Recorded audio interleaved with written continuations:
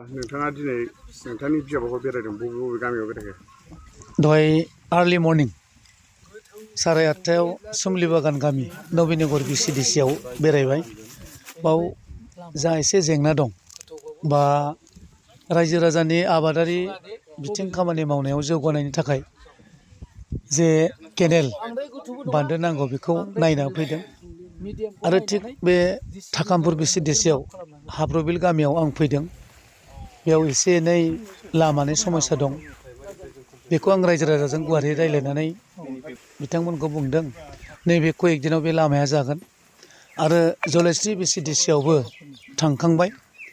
बेयावबो केनेलनि समस्या जादोंमोन। दा रायजो राजाजों सावरायनानै केनेलखौ नैबे कयेक दिनाव मावनानै होनाय जागोन होननानै बुंनाय जादों। दा गोबां बिदिनो गामि ओनसोलफ्राव एसे एनै खामानि दङ। खारन सरकारा जों गोबाव जायाखै 4 बोसोराव बा 5 बोसोराव आगान हाब्बाय।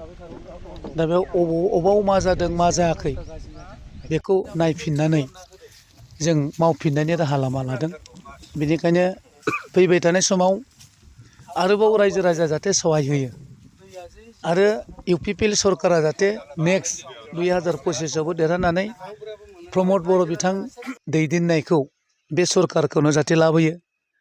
आरो गोबां हारि माहारिनि गेजेराव मोनसे सावरायसोदों जे आथिखालाव बिटिआरनि मावफुं सोद्रोमा प्रमद बर' बिथाङा जे रड मेप थियार खालामदों बेखौ नायोब्ला गासैबो हारि माहारिखौ मोनसे जौगानायनि प्लेनिं खालामदों।